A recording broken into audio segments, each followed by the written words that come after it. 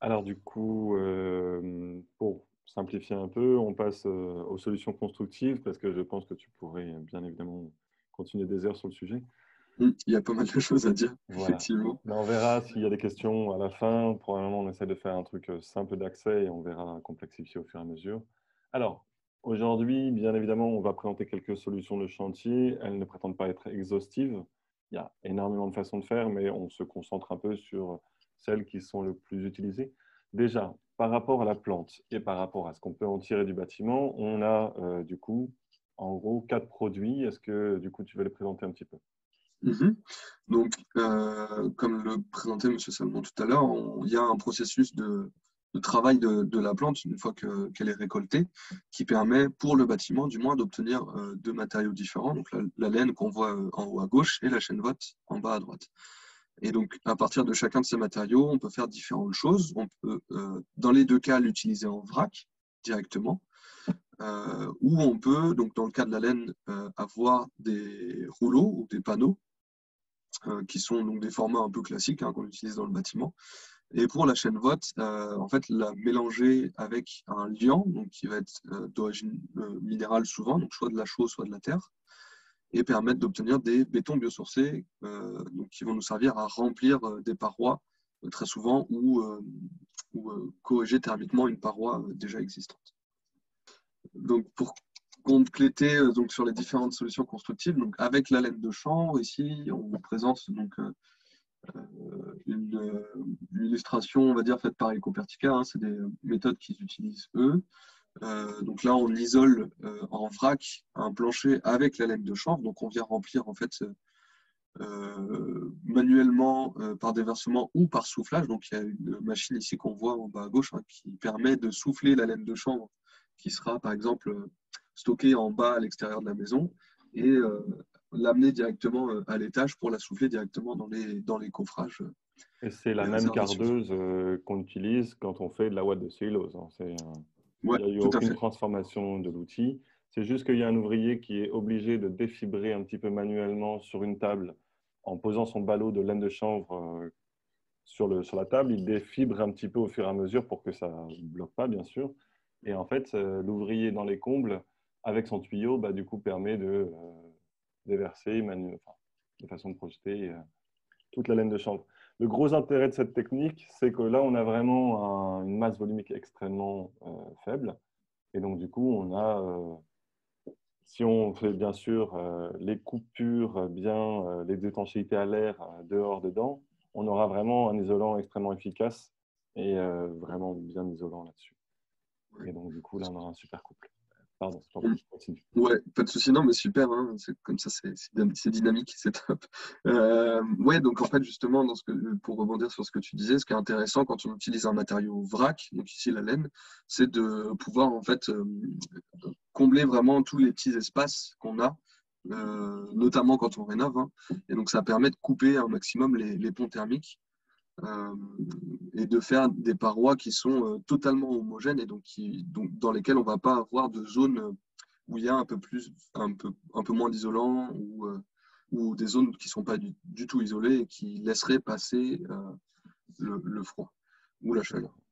On répète Donc c'est bien pour ça que sûr, c'est assez intéressant. voilà. On répète Mm. bien sûr que pour que votre isolant soit vraiment maximisé au niveau de son couple, on fait une étanchéité en dessous et en dessus, donc intérieur-extérieur.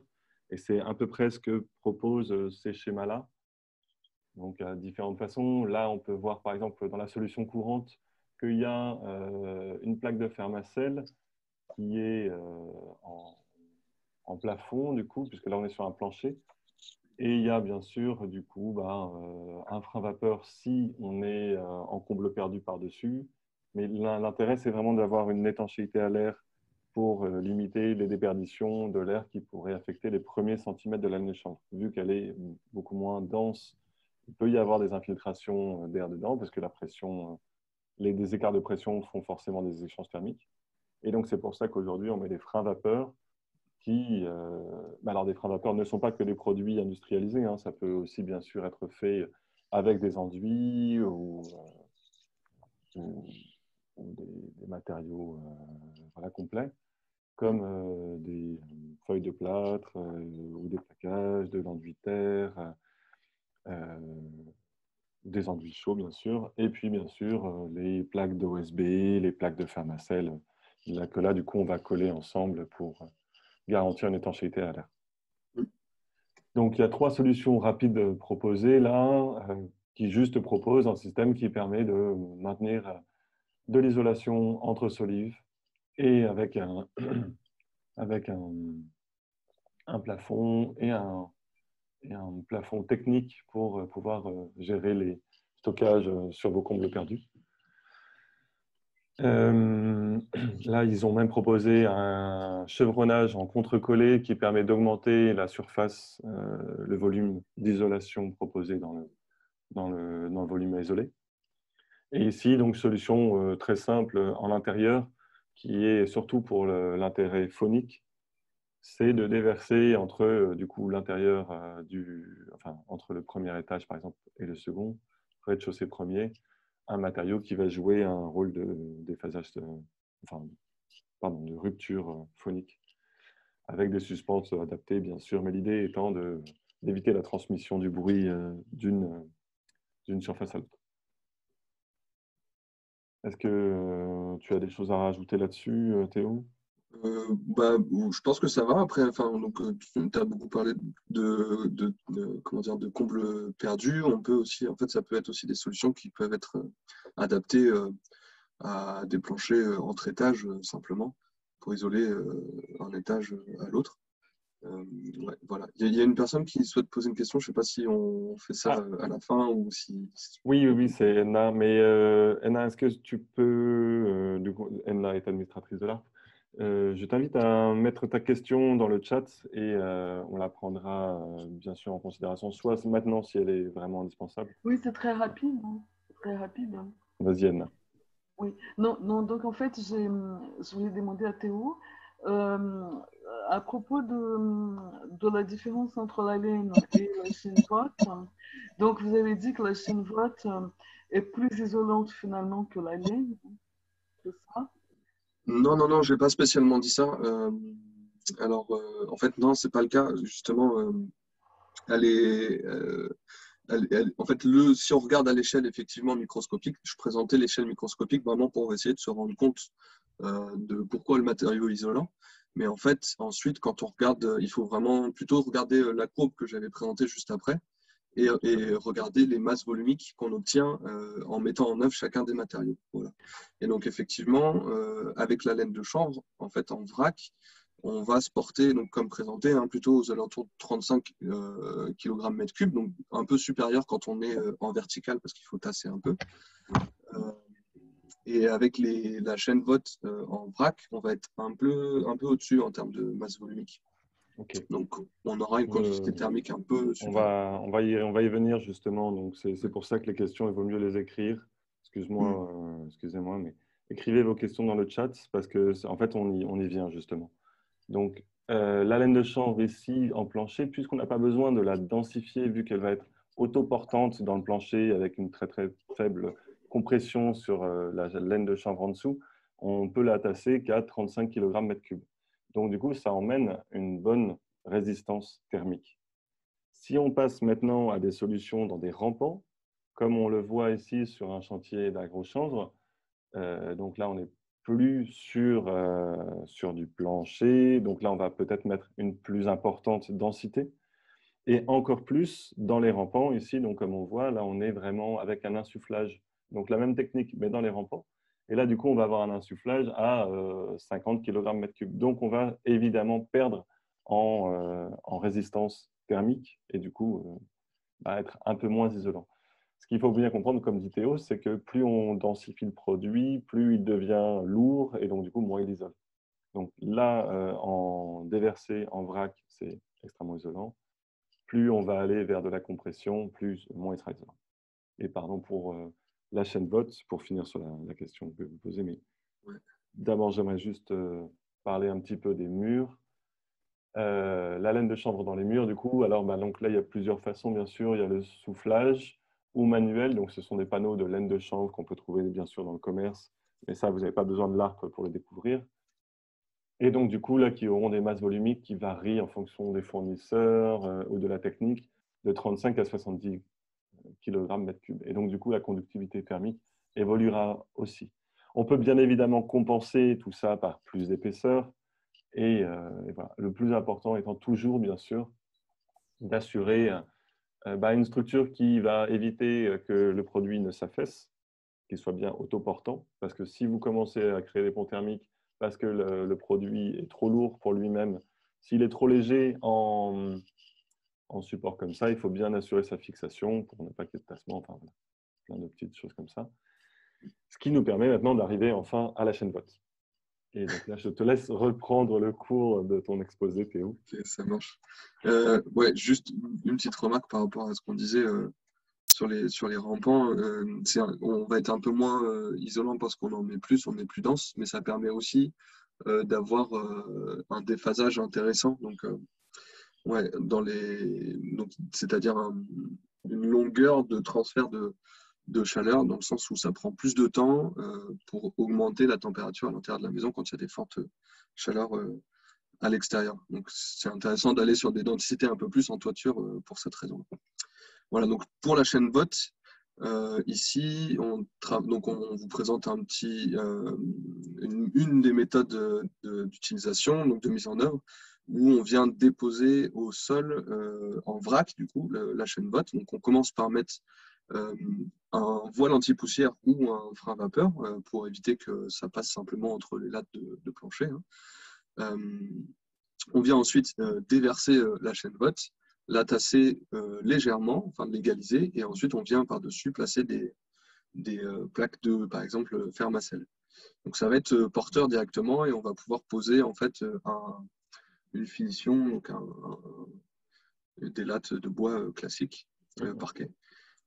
Et donc ce qui est intéressant, c'est qu'on a un plancher flottant, donc qui permet à la fois de couper les transferts acoustiques et à la fois d'avoir une isolation thermique intéressante. Donc c'est facile à mettre en œuvre et on obtient des performances thermiques acoustiques vraiment, vraiment intéressantes. Tout à fait. En fait, c'est un des soucis de cette technique-là, c'est que par rapport, alors peut-être que pour la schématisation du dessin, ça n'a pas été représenté, mais sur les solives, si on a un contact direct entre le plancher et la solive, on a une transmission du bruit très importante. Et donc, du coup, c'est une transmission solidienne. Enfin bref, c'est quelque chose qui rend les maisons qui ne sont pas anticipées au niveau de la conception là-dessus difficiles. Donc, c'est très intéressant cette technique justement là en épandage parce que justement, il n'y a aucune transmission solidienne du bruit dans le plancher. Dès qu'on désolidarise les structures, alors soit avec des ruptures des bandes de désolidarisation, soit avec, pourquoi pas, un mélange comme ça. Par contre, là, du coup, on est sur une masse volumique plus importante, donc c'est une solution complémentaire d'isolation et d'inertie. Pas vraiment. Ouais. Ok. Si tu as quelque chose, je te laisse, sinon on enchaîne. On peut enchaîner. Très bien. Alors, je te laisse introduire un peu le sujet. Oui, donc alors donc là on arrive sur les bétons biosourcés. Donc, on commence par le terre-chanvre ici. Donc vous avez une représentation en bas à gauche où on vient en fait doubler un mur existant. Donc c'est particulièrement ici intéressant en rénovation. On vient isoler un mur existant en ajoutant donc un banchage, donc les planches que vous voyez qu'on va monter au fur et à mesure du remplissage manuel avec notre mélange de terre et de chanvre. Donc encore une fois, on a en fait un mode constructif qui est intéressant parce qu'on vient déverser de la matière qui est donc en fait en vrac à la base et qui permet d'obtenir quelque chose d'homogène qui est facile à mettre en œuvre et qui corrige correctement la performance thermique de notre paroi et la performance acoustique. Donc ici, là, on est sur des masses volumiques assez importantes par rapport à ce qu'on voyait juste avant. Donc on est plutôt aux alentours de 250 à 800 kg/m3. Alors 800, c'est vraiment plutôt quand on va faire des enduits, on va dire terre-chanvre, qu'on va obtenir ces masses volumiques-là. Mais sinon, dans ce qu'on cherche à mettre en œuvre pour ce type d'application, on est plutôt aux alentours de 250, aller à 300, 350, en fonction de la terre qu'on utilise et de ce qu'on peut faire avec. Donc, on va être sur des conductivités thermiques qui sont aux alentours de 0,07 à 0,09 au plus. Et donc, on va être sur vraiment, comme il faut se rappeler un peu le schéma au début de la présentation, on est un compromis entre l'isolation, le confort hydrique et acoustique, parce qu'on a un matériau qui permet vraiment d'avoir les trois aspects à la fois et de manière intéressante. Je te permets de te prendre ton souffle 2 secondes. Je vois qu'il y a 2 questions intéressantes qui viennent d'arriver. Alors, du coup, un des participants demande s'il y avait une épaisseur pour le plancher flottant. Alors, bien évidemment, ça mérite que vous posiez la question directement à Ecopertica, dont on tient la technique. Mais je me permets juste comme ça que, enfin, c'est bien évidemment en fonction de vos possibilités. C'est toujours ça, c'est qu'est-ce qui est raisonnable sur votre chantier. À partir du moment où vous en mettrez déjà quelques centimètres, on aura déjà l'effet désolidarisation qu'on recherche pour ne pas reproduire la transmission solidienne du bruit. Maintenant, si c'est un complément d'isolation, bah, c'est à vous de calculer en fonction de la densité. Et puis, une autre question qui était intéressante, c'est quels sont les coûts de mise en œuvre? Eh bien, en fait, ça dépend.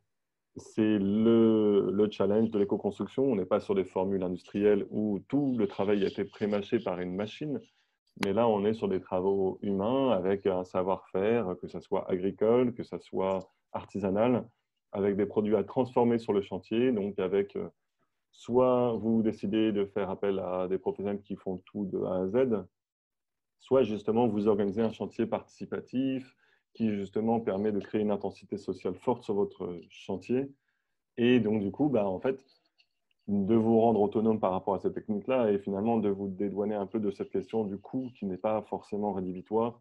On peut habiter dans des bonnes maisons sans forcément être avec une situation financière confortable. Pour le branchage, il y a une question qui est encore une fois très intéressante. Y a-t-il une épaisseur maximum à ne pas dépasser? J'ai envie de, Théo, voir si tu as la réponse. Sinon, bien évidemment, si tu l'as. Ouais. Alors, enfin, en fait, non, il n'y a pas d'épaisseur maximale parce qu'on peut en fait adapter à chaque fois la structure pour que le matériau se tienne. Alors, l'avantage du terre-chanvre, c'est qu'il est tout à fait capable de tenir son propre poids. Donc, c'est rare qu'on ait des gros phénomènes de tassement. Justement, là, c'est tout dans le savoir-faire de l'artisan qui va mettre en œuvre ou qui va vous accompagner à le poser. Ils savent faire le bon mélange, donc la bonne terre avec la bonne teneur en eau, pour faire en sorte que votre matériau derrière soit résistant. Par contre, il faut le stabiliser simplement dans un branchage, le sens une horizontal, je structure. dirais. Voilà. Et donc, dans ce cas-là, en fait, ici sur l'image, il me semble qu'on était, c'est un chantier que j'avais visité, il me semble qu'on était aux alentours de 15 à 20 cm. On peut aller au-delà, simplement en adaptant oui, les petits lithos que vous voyez et en laissant dépasser un peu. Il n'y a pas de problème. Il y a aussi des méthodes constructives qui permettent évidemment de faire du neuf avec ce type de matériaux. Et donc, on peut tout à fait imaginer en fait une structure en bois qui permette de maintenir, donc qui sera porteuse et qui permette de maintenir un isolant terre-chanvre avec une épaisseur de 40 cm si on veut, quoi. Alors, il y a plusieurs questions très intéressantes. Je me permets juste un petit aparté pour M. Jorma, ou Madame, pardon. On parlera de ça à la fin de la présentation si on a du temps parce qu'on voudrait présenter les techniques d'abord, suivre un peu l'organisation du déroulé. On note bien votre question, on essaiera d'y répondre parce qu'elle est vraiment, bien évidemment, passionnante. Et quant à M. Hamon de la FFB, évidemment, il y a des précautions à prendre en filière sèche, bien sûr, parce que les solutions de branchage sont des solutions humides. Donc, ne mettez pas le plancher chêne juste avant ou alors protégez. Mais ça, bien sûr, ça vaut le coup de faire appel soit à l'expertise de l'ARP, qui est un partenariat, pardon, j'aurais pu aller plus loin dans la présentation, mais justement, cette expertise écomatériaux dont je vous parlais au début est en partenariat avec Ecopertica, Enerter et Fibois maintenant, pour justement apporter le meilleur expert au meilleur moment en fonction de vos besoins. Donc, n'hésitez pas à prendre contact avec nous s'il y a des questions spécifiques sur des solutions d'isolation avec ces matériaux. Je me permets de faire la transition sur maintenant la projection chanvre-terre. Est-ce que tu veux prendre le relais?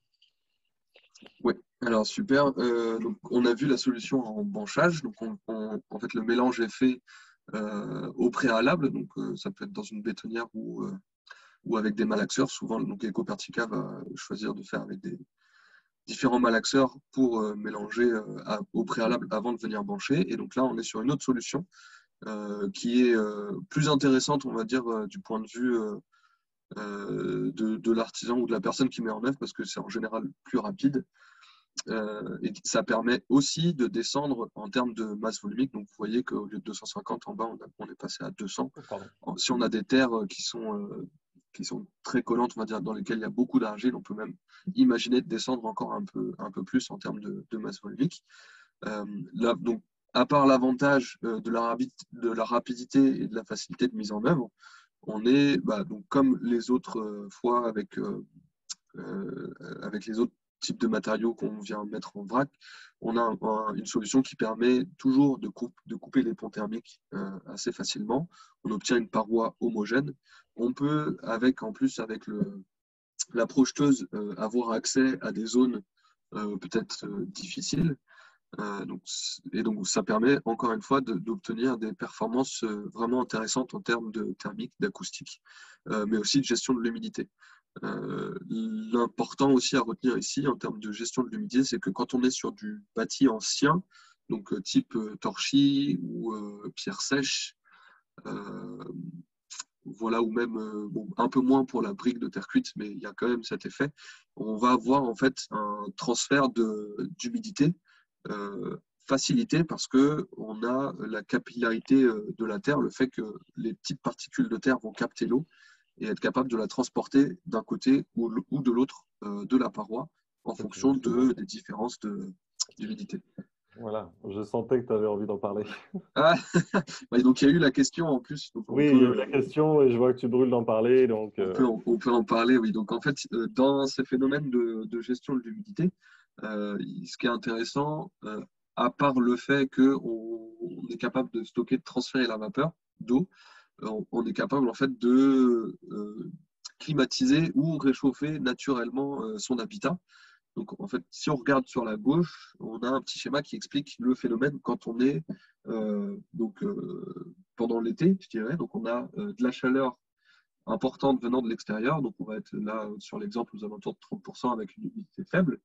Mais dans notre matériau, on va avoir de l'eau qui est stockée sous forme de vapeur ou liquide.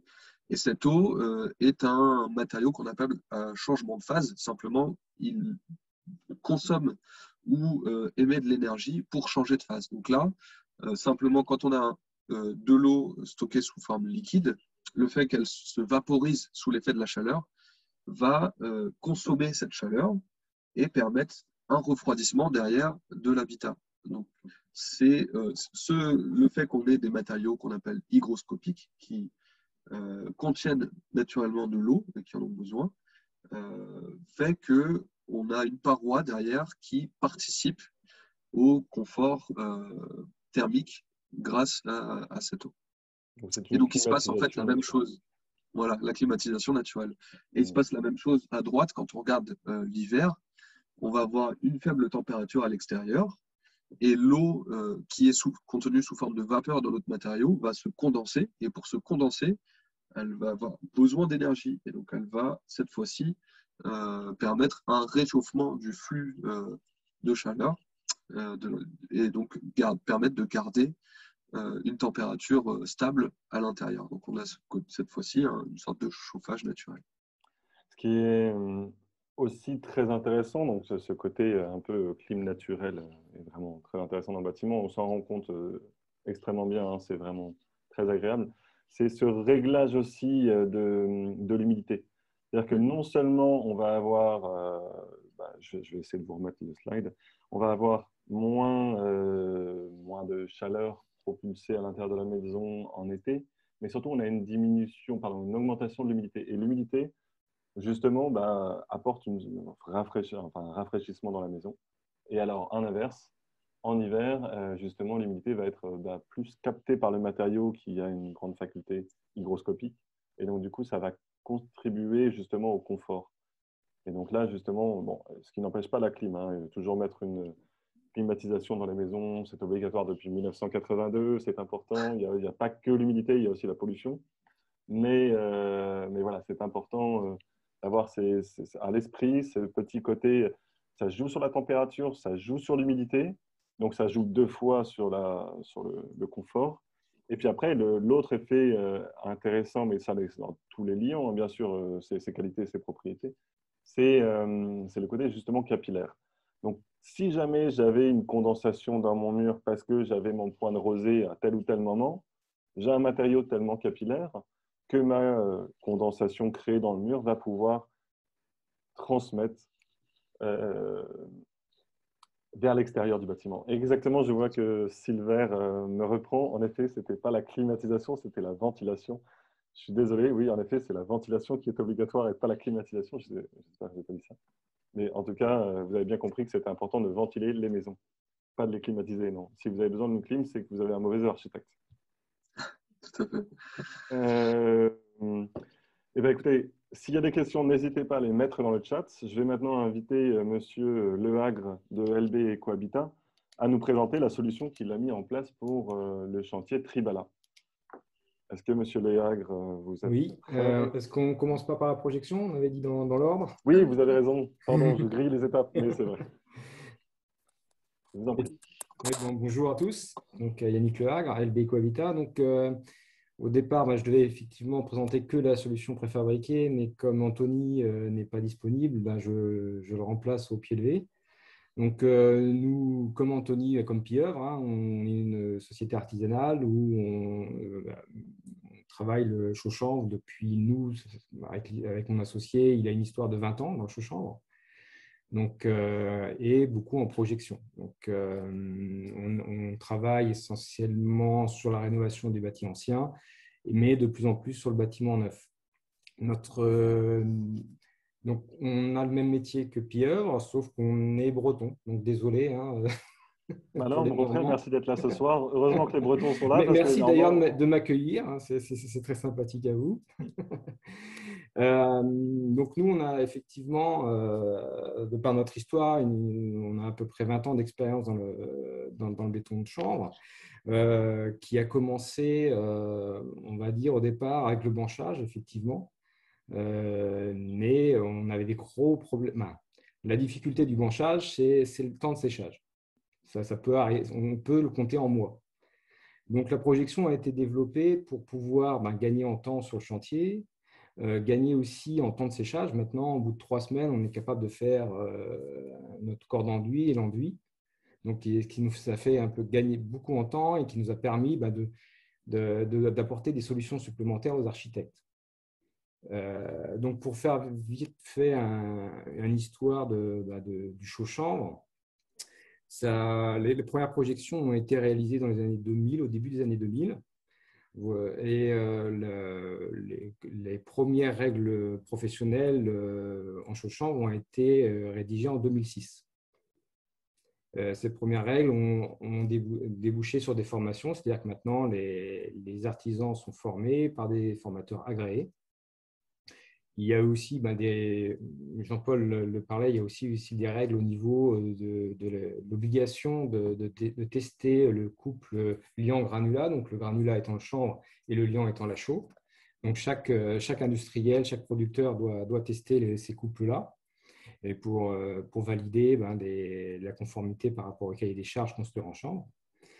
En 2006, il y a eu l'analyse de cycle de vie, on en a parlé il n'y a pas longtemps. Et après, en 2008, nous, on a créé notre propre machine à projection pour un peu améliorer les procédés.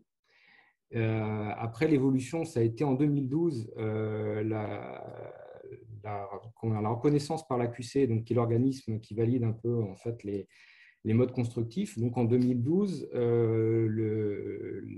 la construction chaud-chanvre a été validée comme construction courante. C'est-à-dire que maintenant, quand on fait une maison, on n'a plus besoin de faire d'ATEX ou quoi que ce soit, on est directement assurable.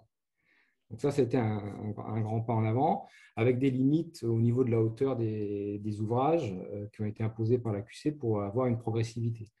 Là, en ce moment, ce qui est en train d'être négocié, c'est la troisième mouture des règles professionnelles, où on espère assez rapidement pouvoir être validé en construction courante jusqu'à des ouvrages de troisième famille, c'est-à-dire des immeubles de 28 étages.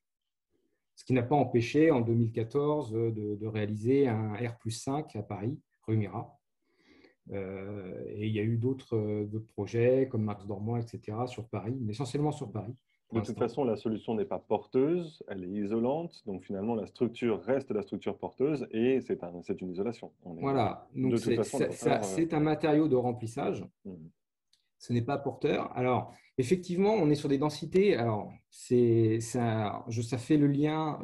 Tout ce qui a été dit pour le terre-chambre est valable pour le chaud-chambre.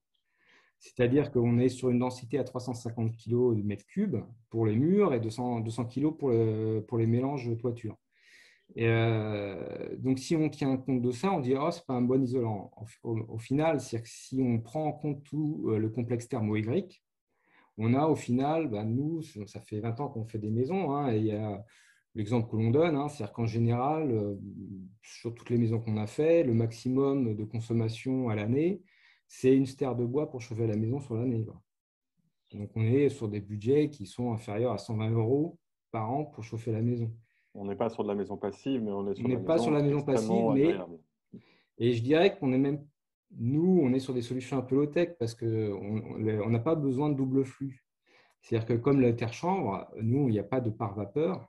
On est sur des maisons qui régulent automatiquement l'humidité. Hein. C'est-à-dire que les mesures qui ont été faites par Construire en Champ sur toutes ces années, on est en général entre 55 et 60% d'humidité en permanence, qui est la zone idéale pour éviter tout ce qui est développement fongique, les bactéries, les moisissures, etc. Donc, on n'a pas besoin d'une grosse ventilation. Dans les retours qualité qui ont été faits au niveau Construire en Chambre au niveau national, ce qui surprend les gens, c'est que même dans la salle de bain, si on fait des murs, il n'y a pas de vapeur d'eau. C'est-à-dire que le matériau régule à une telle capacité hydrique, ce qu'on appelle le MBV, hein, Moisture Buffer Value, c'est le tampon hydrique, et une telle capacité à l'absorption que voilà, on régule l'humidité, et ce qui apporte aussi un confort thermique.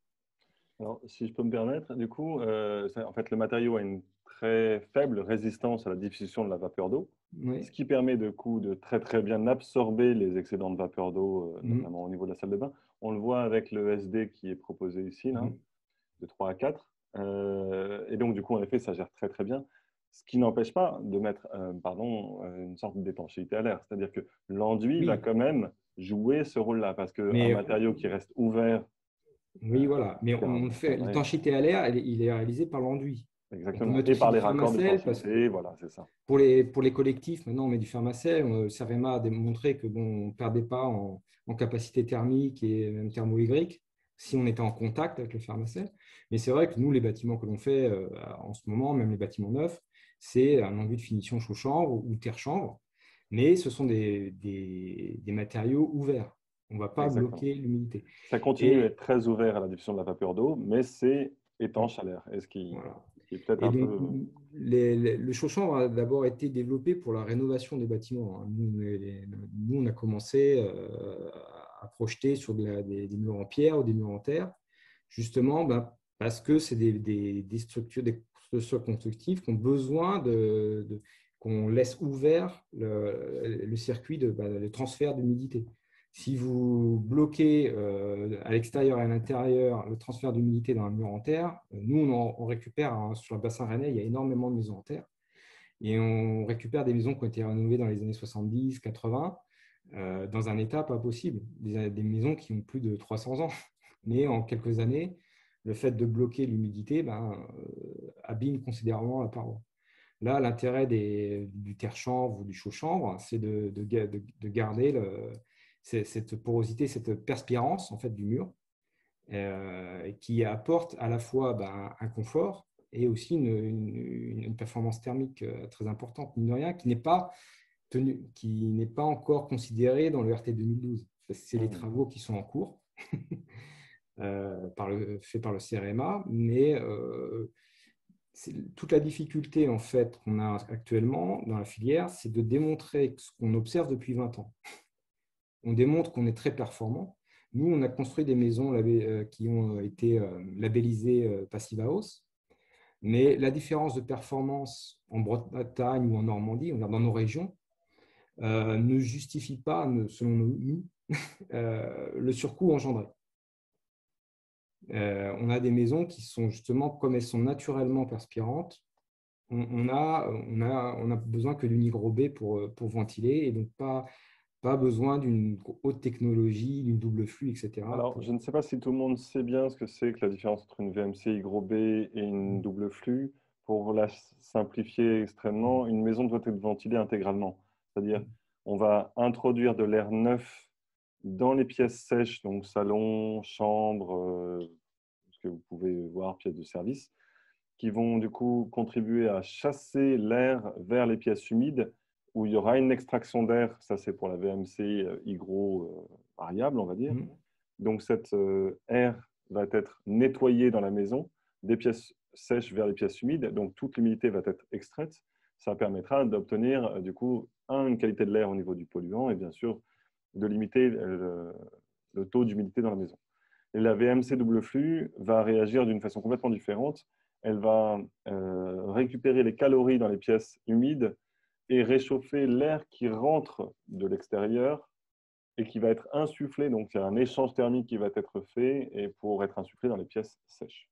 Donc, en gros, on essaie de récupérer les calories d'une part, mais dans un air vicié qu'on transmet à un air neuf pour être insufflé dans les pièces sèches. Donc, voilà, c'est deux systèmes complémentaires et vous trouverez plein d'informations si vous voulez, soit en nous appelant, enfin voilà, peu importe. Mais donc, oui, pardon, je vous en prie. Oui, pour résumer, oui, effectivement, on utilise beaucoup, dès qu'on commence à fermer les parois, on est obligé comme l'humidité n'est pas régulée, quand on commence à mettre des pare-vapeurs, ce genre de choses, quand on fait de l'étanchéité à l'extrême, on est obligé d'augmenter les volumes de renouvellement d'air pour éviter tout ce qui est pathologie, moisissure, etc. Donc, les doubles flux sont nécessaires quand on a des maisons extrêmement étanches. Voilà. Et les doubles flux apportent quand même une contrainte en termes d'entretien et de technologie derrière. Oui, tout à fait. Et thermiquement, c'est extrêmement performant. Donc, ce qu'il y a quand même à retenir dans les projections chaud-chambre, c'est qu'on projette de préférence sur des matériaux, on va dire, perspirants, des anciens matériaux. Sur les matériaux neufs, on le fait moins, mais ça marche plutôt pas mal aussi. On fait aussi des bâtiments neufs avec des épaisseurs de parois qui ne dépassent pas 30 cm. L'intérêt aussi de la projection par rapport au branchage, c'est qu'on règle assez facilement aussi tout ce qui est pont thermique. Ça permet effectivement Là, on voit, on a une structure noyée, donc on englobe bien tout ce qui est structure et on limite les ponts thermiques. Après, on peut l'associer. Nous, on travaille quand on a des complexes aussi avec de la fibre de bois. On peut faire des complexes associés. Beaucoup de bâtiments que l'on fait en ce moment pour le tertiaire, il y a une isolation extérieure fibre de bois et on s'en sert comme fond de coffrage et on projette dessus. Super. Je vous propose qu'on passe à votre préfabrication, sujet que vous maîtrisez qui est d'autant plus intéressant pour nous, Normands, qui sommes déjà bien habitués à la projection chaud-chambre, terre-chambre. Mais par contre, cette solution-là… Bon, alors bien sûr, il y avait un artisan, parce que je me permets une aparté en son hommage, qui, il y a 20 ans, a fait ça en Normandie et qui a fait de la préfabrication dans son garage, dans son atelier. Et il avait 20 ans d'avance. Donc, j'ai ce soir un hommage pour lui, bien sûr. C'était Bruno Stalin, qui est bien sûr adhérent de l'ARPA Normandie comme professionnel. D'accord. Mais il n'a pas fait ça à l'échelle industrielle. Connaître. Moi, je ne connais pas tout le monde encore. Bien sûr, bien sûr. Donc voilà, vous nous parlez de votre solution. Cette solution-là, elle a été un peu naturelle en fait. Elle est issue de… On a extrapolé ce qu'on faisait en projection.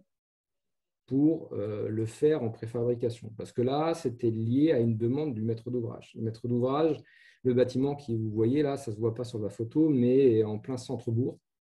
Et le maître d'ouvrage voulait une nuisance chantier minimum. Donc, la solution préfabriquée c'était au moment où on commençait à la développer, on avait déjà fait des extensions en préfabriqué. Donc, on s'est dit, pourquoi pas proposer le préfabriqué sur ce bâtiment-là, qui au départ devait être fait en bardage double pot. Donc, il y a eu un challenge technique derrière.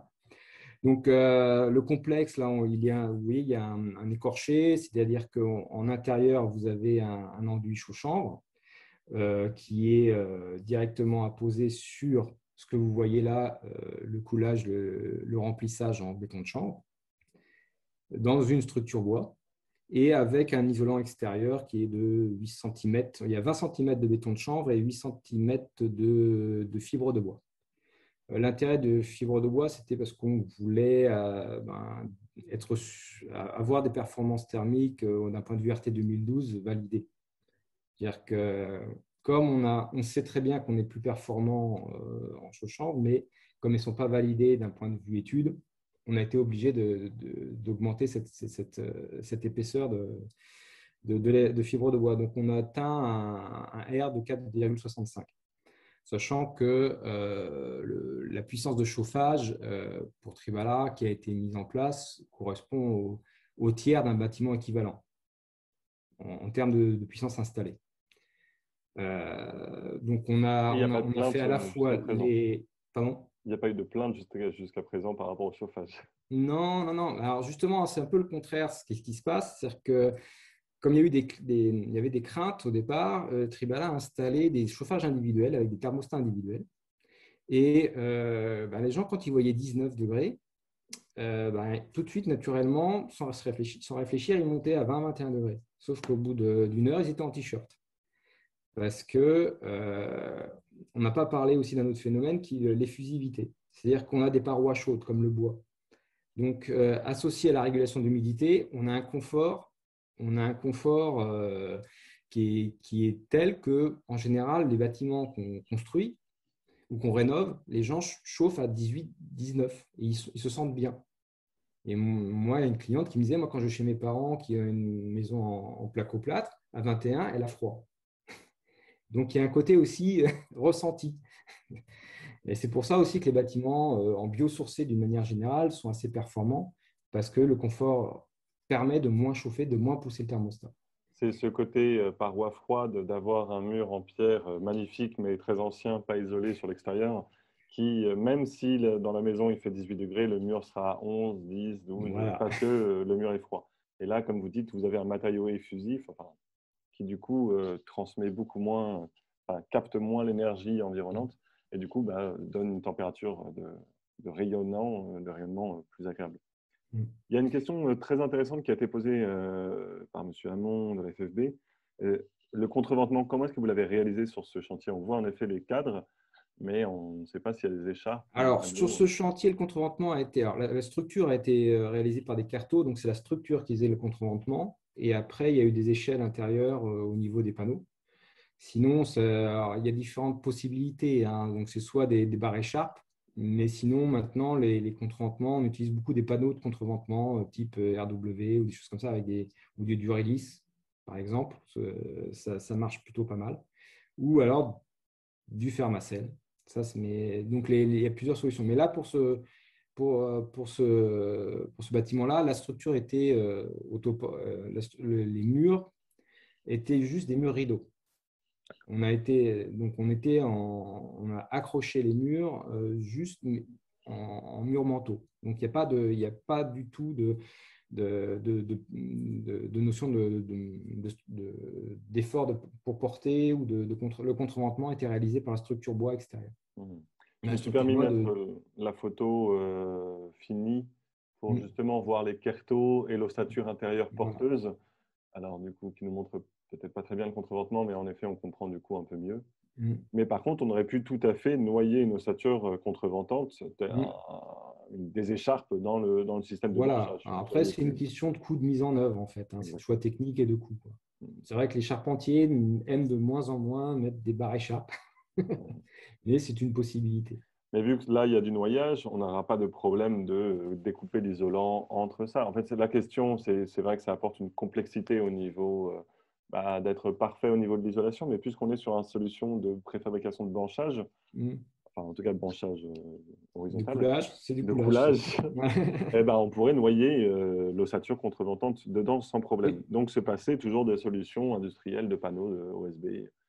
Voilà, donc là, je dirais que c'est des échanges très proches avec le charpentier. On est très dépendant des charpentiers, donc il y a un échange en amont qui est important avec eux. Mais là, pareil, pour tout ce qui est porteur, on se raccroche au DTU bois, hein, au 32.1, Oui, tout à fait. etc. C'est surtout les charpentiers qui ont travaillé sur cette réalisation. Oui, voilà. Pour la partie structure, oui. Après, pour tout ce qui est panneaux, effectivement, nous, les panneaux sont assez simples, hein, mine de rien. C'est une échelle classique, hein, et qu'on vient remplir. C'est un mob, hein, donc là, on est sur des solutions assez connues, hein. Donc la difficulté, je dirais que c'est d'associer le bois avec le chaud-chanvre et de faire en sorte qu'il n'y ait pas de retrait, que ça se tient bien au niveau mécanique. Et que le mélange soit extrêmement bien maîtrisé. Donc là, c'est aussi un travail qui a été fait avec les chauds fourniers pour avoir des chauds qui nous permettent d'avoir une qualité constante et qui permettent un séchage assez rapide aussi. Donc, en une semaine, la structure bois et les murs ont été posés.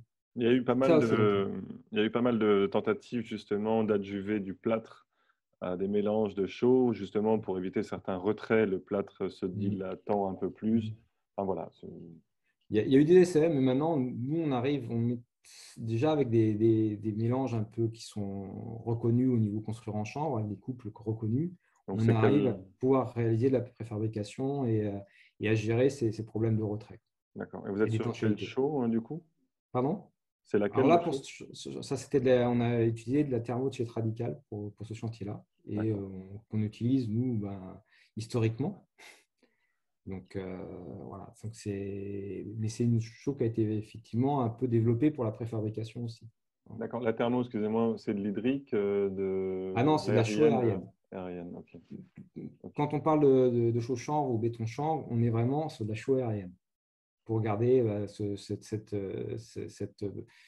perspirance, pour garder aussi tout cet échange thermohydrique. Hein. Sinon, on perd une partie de la capacité du chaux chanvre.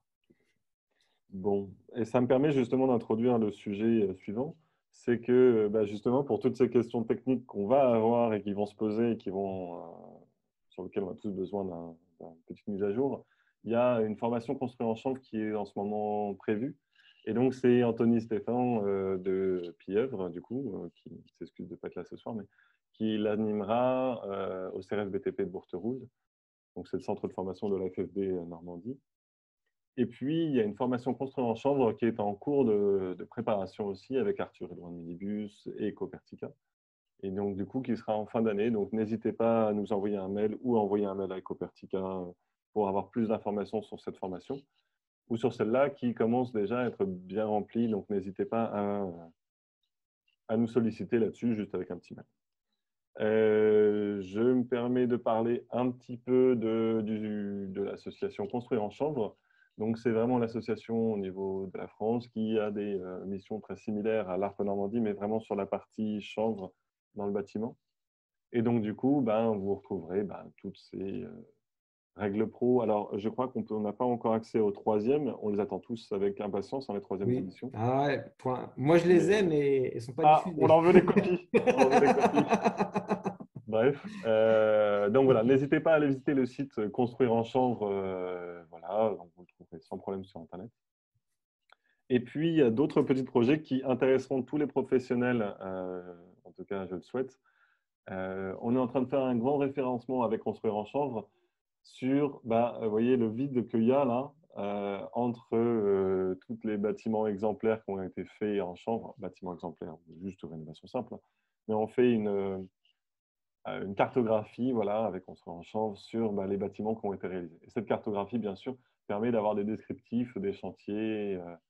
Donc, s'il vous plaît, prenez contact avec nous et présentez-nous ces formations, enfin ces chantiers que vous avez réalisés ou que vous souhaitez pardon, faire avancer en Normandie. Maintenant, vous avez peut-être aussi la question importante. Qui, en Normandie, est à même de faire du chantier chaud-chanvre, puisque j'espère que M. Lehagre et la société LB Ecohabitat n'aura pas forcément à venir pour tous les chantiers. Il y a aujourd'hui, avec 5 sociétés ou artisans capables de vous apporter des solutions de projection en chaud-chanvre ou terre-chanvre. Donc, avec les chantiers de demain, il y a une machine voilà, qui se partage un petit peu ces 2 points-là. Il y a bien sûr la société Pilleuvre et puis Ecopertica et la société Mater. Voilà, c'est juste ça. Et bien sûr, beaucoup d'architectes aussi, mais qui ne sont pas encore reconnus là-dessus, référencés, mais ça viendra au fur et à mesure du travail qu'on doit faire d'identification et de reconnaissance. Si vous êtes un professionnel normand intéressé par ça, n'hésitez pas, venez nous voir. On peut encore ajouter des acteurs. Alors, je me permets de mettre cette petite slide parce qu'on vous enverra le support. Donc, dans cette slide, vous retrouverez un peu tous les intérêts. Je me permets juste de dire que le chanvre n'est pas le numéro 1 des biosourcés écologiques, économiques et éco-responsables. C'est juste un très bon comme tous les autres. Chaque matériau a sa place au bon endroit en fonction d'une conception. Et c'est ça qui compte à chaque fois. Il n'y a pas un matériau indispensable. N'oubliez pas qu'une solution biosourcée unique amène un problème, puisque du coup, ça va amener une surtension sur la filière. Enfin, voilà. Donc, c'est un super matériau de construction et d'isolation. Donc, en effet, pour toutes ces raisons qu'on a vues ce soir, mais bien d'autres. Je fais une spéciale remerciement à tous ces participants qui ont accepté de prendre de leur soirée avec les contextes professionnels qui sont extrêmement chargés en ce moment, vous le savez. Donc, Monsieur Salmon d'Agrochanvre, vous retrouverez son email ici. Le chercheur Théo Vincenslas, qui travaille à Uni-la-Salle, si vous avez des questions à lui poser, n'hésitez pas, ne le harcelez pas non plus. Et la société LB Ecohabitat pour des solutions de construction, rénovation, n'hésitez pas. Alors, maintenant, bien sûr, peut intervenir le moment fatidique que vous attendiez tous. Est-ce que vous avez des questions à poser à nos interlocuteurs avant qu'on les remercie?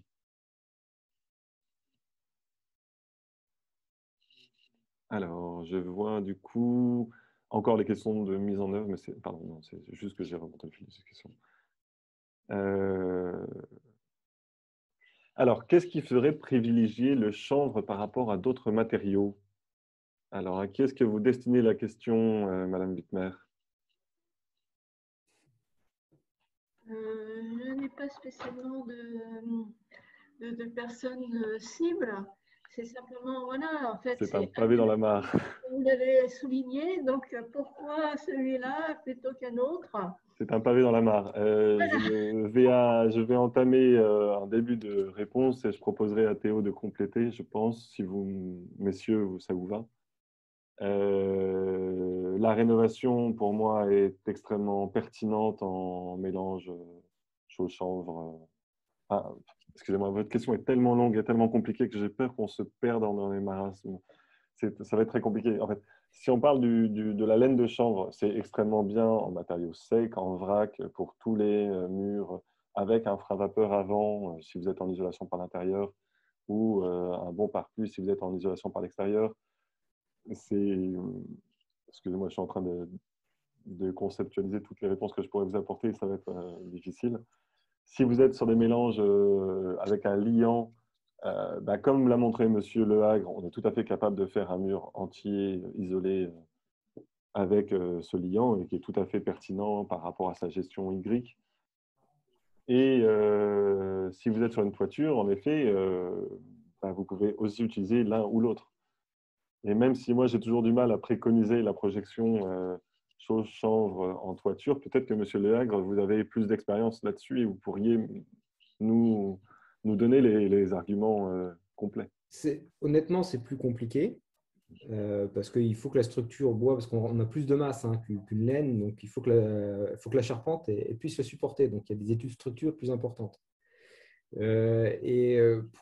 Mais c'est vrai que la technique de la toiture en chaux-chanvre est plus utilisée dans le sud, parce qu'on apporte quand même une forte inertie. Et le phénomène aussi qui a été décrit pour le terre-chanvre, on le retrouve dans le chaux-chanvre. C'est-à-dire qu'à Tribala, par exemple, on n'a pas de climatisation. C'est le premier bâtiment qu'ils font sans climatisation pour un bâtiment tertiaire. Donc, le chaux-chanvre apporte quand même un confort d'été extrêmement important. Donc, on le retrouve plus facilement dans les régions du sud. Il y a beaucoup de nos confrères de Dordogne. On fait énormément de toitures en chaux-chanvre. Donc, je dirais que dans nos régions, ça se discute.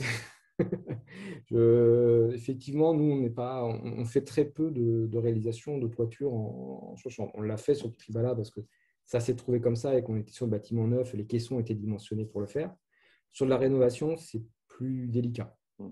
Sachant qu'en général, on va mettre une très grosse résistance thermique, on va mettre en général une grosse épaisseur qui va emprunter une grosse résistance thermique. On est sur du résistance thermique de 7 à peu près. Donc là, l'inertie, de toute façon, va être quasiment compensée par la résistance totale du matériau. Donc, pardon Théo, je voyais que tu voulais répondre. Ouais, non, bah, pour compléter, il y a donc Julien Bio de l'ARP qui a aussi amené un peu un élément de réponse par rapport à la question de Valérie, c'est ça? Enfin bref, sur pourquoi le chanvre et pas autre chose. Donc pour compléter justement les éléments de Julien, je dirais que en fait, il y a l'argument d'abord du biosourcé par rapport aux autres isolants qu'on va pouvoir utiliser. Donc, cet argument, il est principalement écologique. Hein. On a parlé de stockage carbone, de qualité de l'eau, qualité de l'air, etc. Donc, pour ces raisons-là écologiques, on va vers le biosourcé. Et ensuite, quand on regarde ce qui est possible et ce qui est disponible en termes de biosourcé autour de nous pour essayer de travailler localement,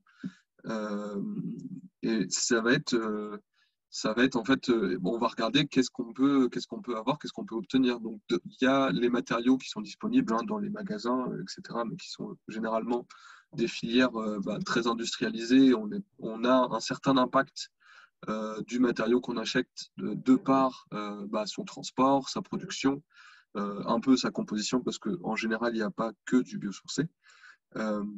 Mais donc, du coup, quand on travaille avec les matériaux locaux, on fait avec ce qu'on a autour de nous. Donc, il y a les savoir-faire et les filières existantes qui sont locales. Donc, là, on parle de la Normandie, mais il me semble que c'est très vrai aussi en Bretagne et en fait un peu partout en France.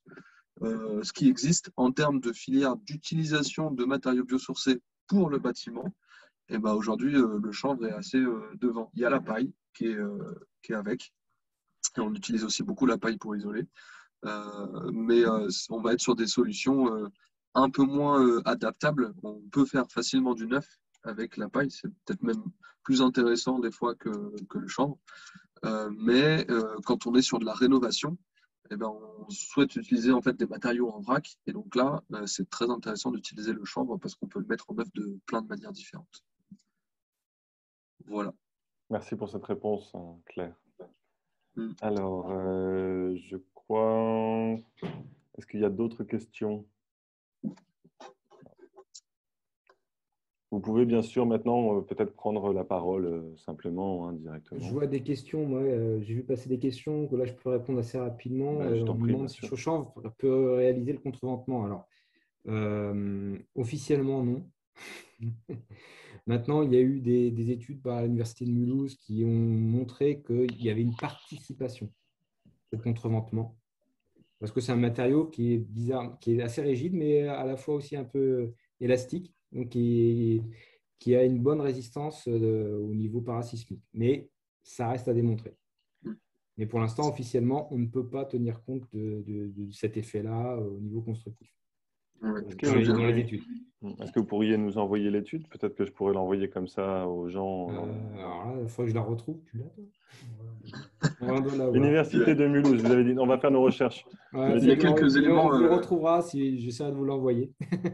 Université de Mulhouse, contreventement, d'accord. Il y a quelques éléments à la fin de ma thèse, sans vouloir faire la pub de mes travaux, mais pour compléter un peu. C'est une question en fait qu'on s'est aussi beaucoup posée pendant mes travaux de recherche, parce que je trouvais ça super intéressant, parce que ça permettrait de éventuellement réduire un peu les sections qu'on utilise pour le contreventement, qui sont des fois assez importantes. Et on s'est rendu compte, alors nous on a fait un petit essai qui était assez lourd à réaliser, mais qui était tout simple à mettre en place.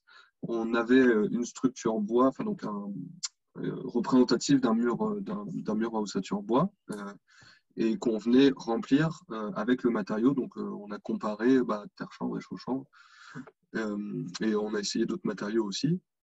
Et donc on avait en fait simplement un carré qui était facilement déformable, donc en fait avec des axes aux quatre coins, et on est venu tirer dessus d'un côté pour voir comment il se déforme. Et en fait, simplement un truc moins scientifique mais très marquant, c'est que sur le chaux chanvre, on a cassé le cadre et on n'a pas réussi à casser le matériau. Donc voilà, donc en fait c'était un résultat en soi, dans le sens où le chaux chanvre est certain de participer au contreventement, mais il y a en fait beaucoup de travaux de recherche et de développement à faire pour pouvoir montrer à quel point il y participe, et donc faire un calcul qui nous permettrait de réduire les sections de contreventement. Donc on en est assez loin de l'officialisation de cette participation, mais scientifiquement on est très au courant. Ouais. Et puis il faudrait du coup faire un anabac entre, en fonction de la densité, quelle est sa résistance au contreventant, parce que c'est bien sûr ça qui joue. Et l'auteur aussi. Bien sûr, évidemment, oui. Si tu nous l'as bien présenté, un matériau plus léger, moins il est porteur, et donc voilà, ça va jouer aussi. Donc, c'est encore, qu'est-ce qu'on veut privilégier? C'est encore ça la vraie question dans le bâtiment à ce moment-là. Est-ce qu'on privilégie une isolation, une inertie, un contreventement? Voilà, ça se fait en fonction du lieu et des matériaux environnants. Tout à fait. Très bien. Eh bien, écoutez, est-ce qu'il y a d'autres questions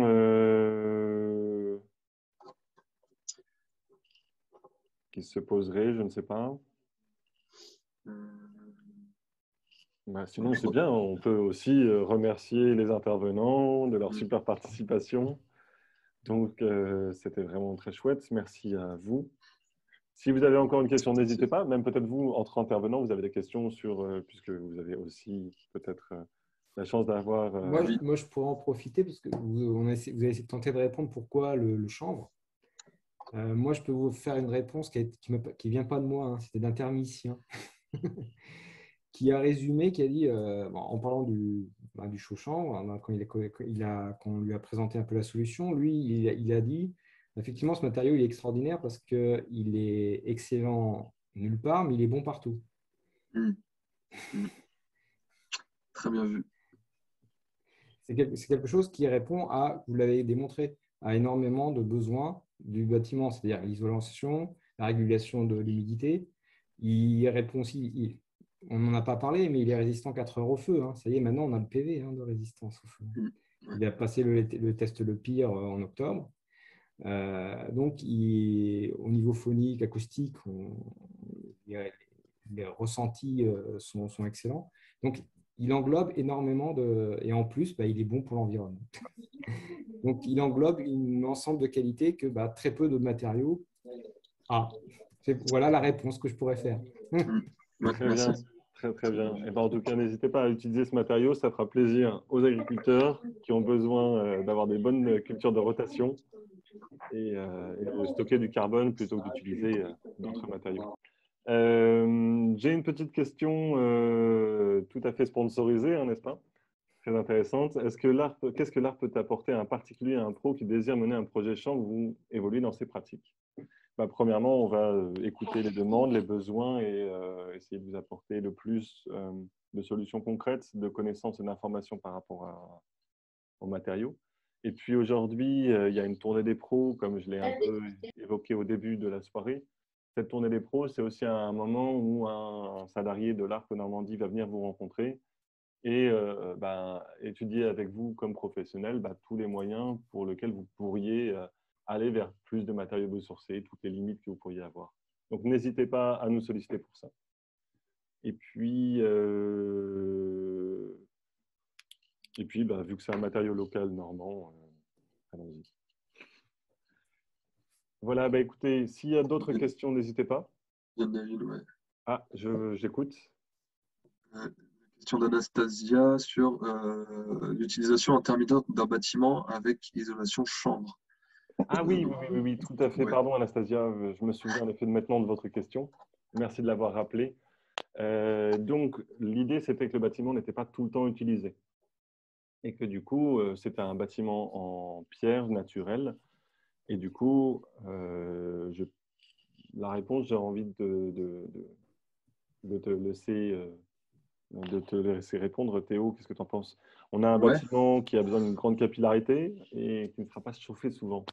Je pense que c'est, je pense que peut-être que Yannick aussi peut répondre, mais de mon côté, de mon point de vue, je dirais, je pense que c'est tout à fait intéressant d'aller sur des solutions déjà biosourcées et en fait, oui, pourquoi pas des bétons biosourcés chauds-chanvre ou terre-chanvre, parce que ça va permettre de répondre aux différentes problématiques du bâtiment. Mais par contre, si on veut éviter le côté inertie et pouvoir chauffer rapidement, il faut simplement mettre l'isolation à l'intérieur pour ne pas avoir à chauffer les pierres. Voilà. Et pardon, je corrige juste un truc. Tu as dit on peut mettre des matériaux biosourcés, c'est mieux. Je dirais même que c'est indispensable. Si on met un matériau non capillaire comme de la laine de verre ou de la laine de roche, on aura des soucis au niveau de la migration du point de rosée dans le matériau. Enfin, on aura une accumulation d'humidité dans le bâtiment. Donc, c'est indispensable de mettre des matériaux biosourcés qui ont justement une hygrorégulation, qui sont capables de boire de l'eau et de la restituer. Tous les matériaux en isolation par l'intérieur vont avoir de l'humidité potentielle. Hein. Bon, peut-être pas le polystyrène parce que lui, il est vraiment tellement fermé qu'il ne se passera rien. Mais c'est très important que justement cette humidité puisse revenir à l'intérieur du bâtiment en été et donc du coup à ce moment-là sécher. En tout cas, qu'il y ait une capillarité qui se passe dans le matériau. Donc surtout des matériaux biosourcés dans le bâtiment traditionnel, c'est indispensable. Là-dessus, on fait une préconisation. On respecte plus le bâtiment avec des matériaux biosourcés. Exactement. On l'observe. Nous, notre expérience, on a à peu près 250 bâtiments rénovés, bâtiments anciens. Pour la moitié, c'est des bâtiments en pierre, l'autre moitié, c'est terre-pierre, etc. Et effectivement, à l'intérieur, c'est bien mieux, on a moins d'inertie. Et on parlait du côté faiblement effusif du matériau. Justement, cette qualité-là permet de chauffer assez rapidement. Et comme le bâtiment, avec du biosourcé, on régule l'humidité, la sensation de confort, on l'a rapidement. Donc, c'est tout à fait adapté. En général, nous, quand on fait des rénovations, on commence à partir de 7 cm de chaud-chambre. Les performances, c'est un minimum. Mais c'est entre 7 cm et 10 cm. Il n'y a pas besoin de beaucoup plus, parce que les performances ne sont pas forcément linéaires, ne sont pas proportionnelles. Et donc, on a d'excellentes corrections thermiques sur des bâtiments anciens avec ce genre de solution. Mais effectivement, on a fait les deux. Mais l'isolation par l'extérieur, est plus coûteuse et deux, apporte beaucoup plus d'inertie et le bâtiment est plus long à chauffer. Je me permets de revenir sur la question de Valérie. Monsieur Salmon a fait une réponse intéressante. Enfin, Valérie demandait si, côté agriculteur, il était nécessaire d'irriguer la plante. Et c'est justement ça qui est très intéressant, c'est que, Monsieur Salmon, si vous voulez prendre la parole, n'hésitez pas. C'est peut-être justement là que votre contribution est la plus appréciée. C'est en effet pas nécessaire d'irriguer, dit Monsieur Salvon, et surtout, ce n'est pas l'objectif. En effet, du coup, la plante ayant... Bon, je ne vais pas répondre à la place de Monsieur Salvon. Mais donc, je vais prendre le relais. Merci. On est sur une culture qui a des atouts environnementaux énormes. Pas aucun traitement, même si on n'est pas bio, très peu d'engrais. Et nous, dans notre contrat, par exemple, le traitement avant culture n'est pas autorisé et l'irrigation n'est pas autorisée. C'est-à-dire que notre objectif, c'est de garder ces atouts de la plante au niveau environnement, au niveau sol, au niveau eau, et d'en faire un atout de développement des produits chanvre, même dans d'autres domaines que l'éco-construction. Je pense qu'on a la chance d'avoir une plante qui existait en quantité importante autrefois. Elle a quasiment totalement disparu. On est en train de la réintroduire, on lui trouve des atouts dans de nombreux domaines, mais ces atouts-là, on va y aller si on respecte les qualités du chanvre aujourd'hui, sur la culture, sur les rotations. Et on a parfois des demandes de producteurs qui nous disent je voudrais mettre ma ferme en chanvre. Non, on met quoi, 20% de ses surfaces en chanvre, grand maximum, et on y revient tous les 4-5 ans pour préserver ces aspects santé de la plante, etc. Donc, nous, on y est très... C'est quelque chose de très important pour nous. Et effectivement, l'irrigation n'est pas un objectif. Très bien. Merci, merci. Et je vois que Madame Aïva a levé la main. Peut-être vous voulez prendre la main. Edna. Edna Aïva, oui. Et, non, en fait, je pense à la maison de Philippe Madec, architecte, en Bretagne, qui a une maison en pierre où il a mis 20% de ce chanvre à l'intérieur avec un lambris en bois. Et moi, je trouve que c'est assez intéressant, à comparer éventuellement avec un enduit. Mais je voulais savoir qu'est-ce que vous en pensez, Annick, de la solution lambris par-dessous le chanvre plutôt qu'un enduit.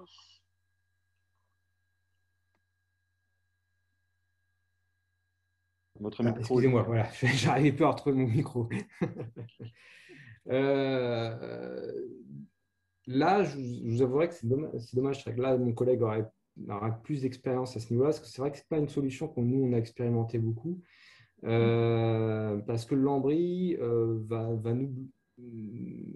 va bloquer une partie en fait, de la capillarité. C'est un peu et puis, on est sur une solution. Après, c'est la mise en œuvre, mais a priori, c'est des solutions combinées. Nous, on fait du barrage derrière, donc il n'y a pas de. Moi, je ne vois pas d'opposition. Et puis, ça apporte quand même aussi.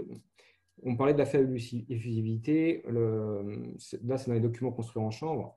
Que ce soit chaud chanvre ou bois, on est sur des effusivités équivalentes. Donc, on a la même ressenti. Donc, effectivement, c'est-à-dire que là, vous avez un intérêt aussi. Le lambris, de toute façon, on sait que ça apporte du confort au niveau du ressenti qui est important. Nous, je dirais que c'est que les limites qu'on va avoir, c'est tout ce qui est gestion hydrique entre les deux matériaux.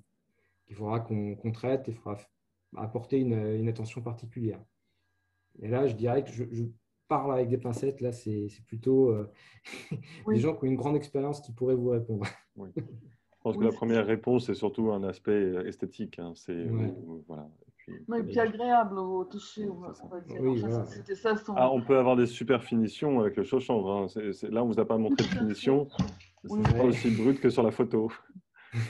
Oui, oui. J'ai une autre question qui, je pense, intéressera beaucoup Yannick et Théo. Donc, du coup, la question, c'est de savoir si le chanvre corrigera les problèmes de condensation dans des bâtiments en parpaing. Alors, en intérieur d'abord. Ça, je ne sais pas si Théo peut m'aider là-dessus. C'est une grande inconnue. Si vous voulez, ça corrige de toute façon.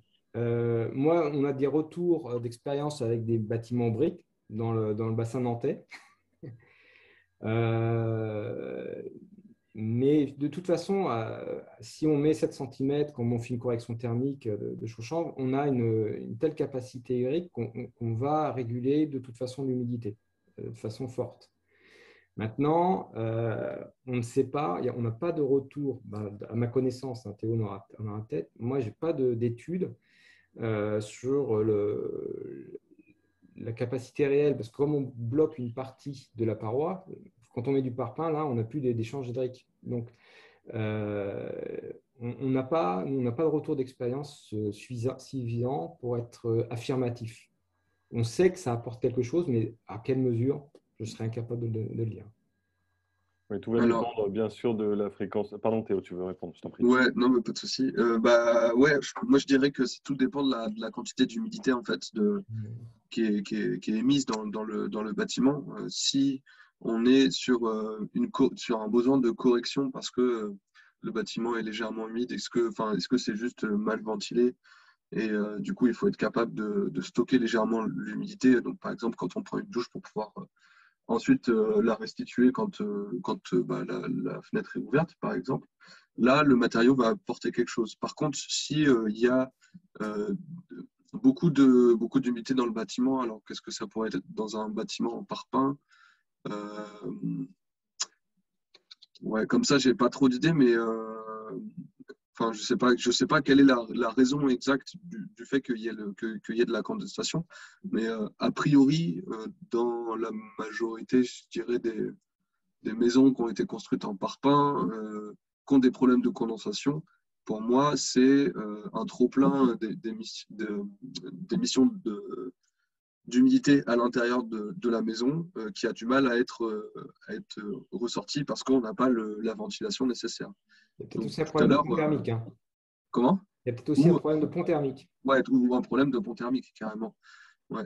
Mais enfin, donc s'il y a un problème si l'endroit où il condense, c'est parce qu'on a une paroi froide, ça peut être aussi réglé effectivement par simplement l'isolation. Et donc, on n'aura pas de condensation à ce moment-là parce qu'on aura une paroi plus chaude. Ouais. Je crois que Donc, la question, effectivement, c'était ouais. aussi de dire que le matériau a une grosse capacité de sorption et d'absorption. Est-ce que Ouais, là, ouais. du coup, tu peux Mais compléter? il va être, du coup, le matériau, effectivement, il peut capter de l'humidité, mais à un moment, il faut qu'il la relargue. Il ne peut pas continuer de capter continuellement. Il y a un maximum. Et donc, si effectivement l'émission d'humidité à l'intérieur de la maison, là, elle est continue et que le matériau n'a pas la capacité de relarguer, on ne corrigera pas le problème.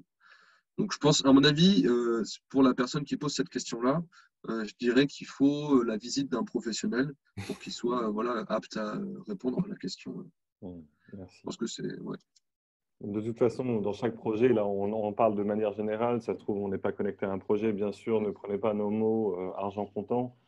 Euh, Faites-vous accompagner par un professionnel. Il va permettre de voir qu'il y a peut-être d'autres pathologies qui ne seront pas bien.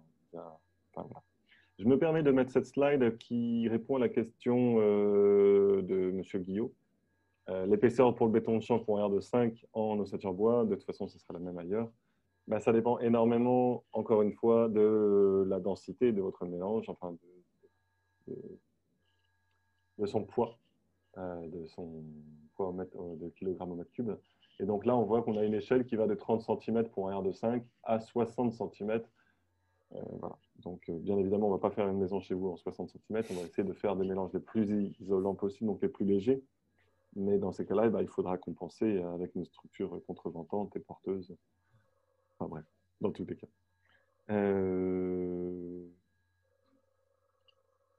S'il n'y a pas d'autres questions,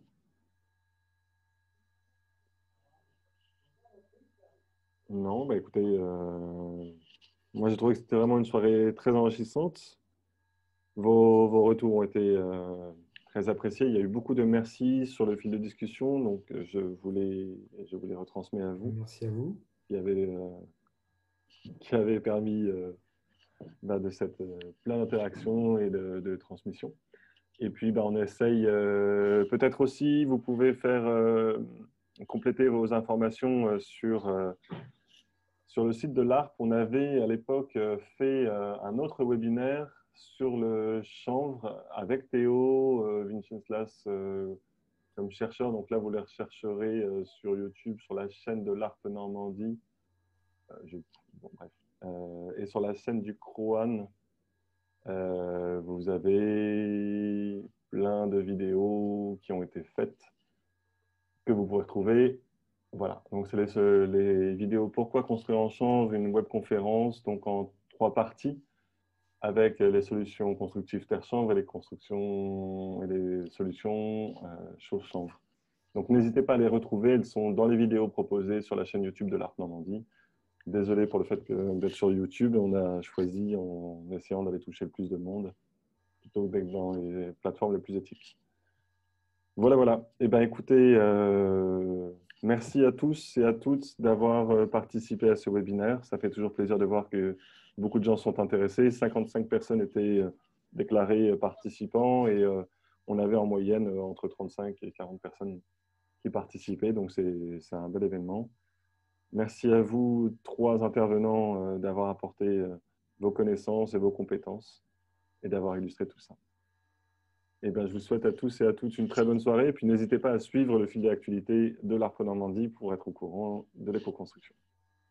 Merci. Au revoir. Merci beaucoup. Merci, bonne soirée. Merci François. Au revoir à tous et à toutes.